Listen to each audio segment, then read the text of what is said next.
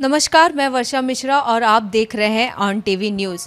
बॉलीवुड गलियारों से एक और नई खबर आ गई है। जी हाँ, हम आ गए हैं ज्योति कपूर के पास। ज्योति कपूर ने कैसे अब बॉलीवुड इंडस्ट्री में अपना डेब्यू किया, कैसे उनकी करियर रही, कैसे उन्होंने अपने सपनों को पूरा किया, चलिए आज जानते हैं हम ज्योति कपूर से।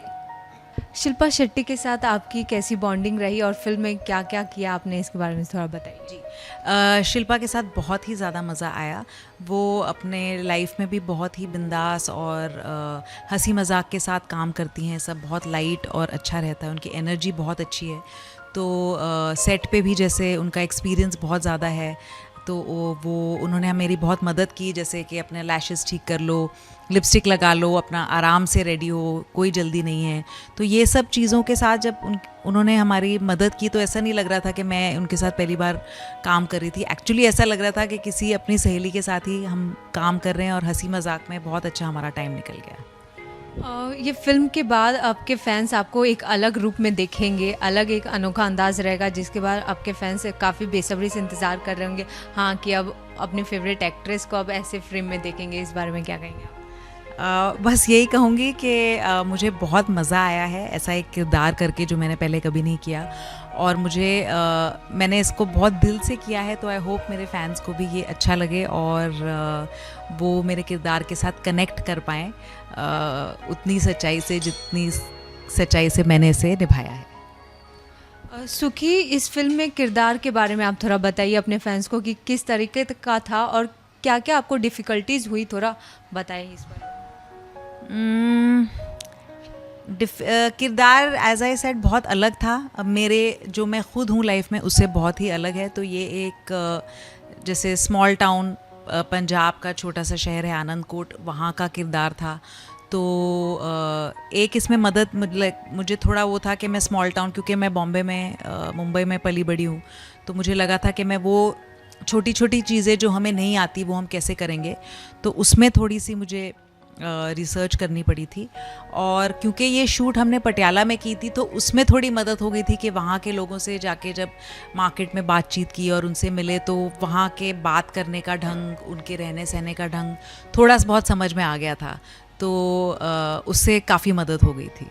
और ये फिल्म जब आपके पास आया होगा इस फिल्म का ऑफ़र, तो क्या समझ के, मतलब क्या स्क्रिप्ट आपने सुनी होगी तो आपको ये पसंद आया कि हाँ, इस किरदार के लिए मैं ही परफेक्ट हूँ, इसके अलावा कोई नहीं और होना चाहिए? क्योंकि एक तो ये स्क्रिप्ट ही इतनी अच्छी थी, विमेन एम्पावरमेंट के बारे में थी, जिसमें हम सब अपने आप को देखते हैं। मैं अपने आप को देखती हूँ, अपनी माँ को देखती हूँ, मेरी ज़िंदगी में जितनी भी औरतें हैं, मैं सब मुझे कहीं ना कहीं इस स्क्रिप्ट में दिखे। और मैं अपनी बेटी को आगे क्या मैसेज दूंगी वो भी मेरे दिल में था कि मेरी बेटी भी देखे कि मेरी माँ ने ऐसी एक पिक्चर में काम किया है। दूसरा, ये जो कैरेक्टर था रंजीता का, बहुत ही मज़ेदार कैरेक्टर है। वो इतनी फ़न लविंग और इंडियरिंग और प्यारी सी कैरेक्टर है कि जो भी पढ़ेगा उसका मन करेगा कि मुझे ये किरदार करना है। तो वो तो मतलब जैसे ही मैंने कैरेक्टर स्केच पढ़ा ही मेरे मुंह पे इतनी बड़ी एक मुस्कुराहट थी और मैंने सोचा था कि हाँ, ये मैं ही करूँगी, ये मुझे ही करना है। और जैसे आपको पता चला कि अब शिल्पा शेट्टी के साथ काम करने की बारी आ गई है, अब कुछ नया सीखने की बारी रहेगी, क्या रिएक्शन था कि हाँ अब काम होगा मेरा? बहुत बहुत ज़्यादा एक्साइटमेंट थी, क्योंकि मैं उनको काफ़ी सालों से देखती आई हूँ, उनकी फ़ैन रही हूँ। तो उनके साथ काम करने का मौका था, उसमें मुझे बहुत एक्साइटमेंट थी। और जैसा कि होता है जब आप किसी के फ़ैन होते हैं और आप उनको मिलते हैं और वो इतने अच्छे निकलते हैं तो आपको और भी मतलब मज़ा और भी अच्छा लगता है। तो ओवरऑल ये एक्सपीरियंस बहुत ज़्यादा अच्छा रहा मेरे लिए।